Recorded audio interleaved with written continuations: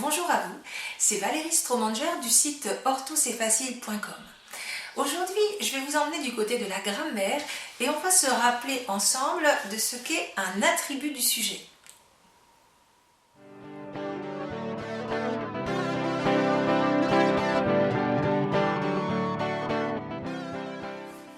Qu'est-ce donc qu'un attribut du sujet et à quoi ça sert?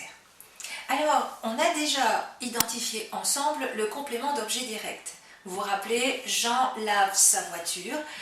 Jean sujet, lave verbe et sa voiture est l'objet sur lequel s'exerce l'action. Jean et la voiture sont deux réalités différentes. Maintenant, si je dis Jean est informaticien, on a pareil, Jean qui est sujet et qui est le verbe, mais l'informaticien et Jean, c'est la même personne, c'est la même réalité.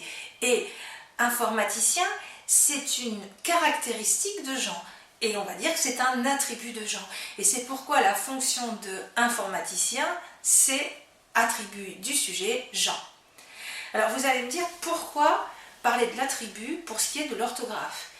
Eh bien souvent, en tout cas chaque fois qu'il est adjectif, l'attribut s'accorde avec son sujet. C'est valable aussi pour les noms, quand ils peuvent passer au féminin, ils passent au féminin. Je vais dire Nathalie est infirmière par exemple. La stagiaire est efficace et dévouée, je vais mettre EE au bout parce que c'est un attribut du sujet, la stagiaire. Donc l'attribut du sujet, qu'est-ce que c'est? Il se place derrière un verbe qu'on va appeler un verbe d'état, et il est une caractéristique du sujet.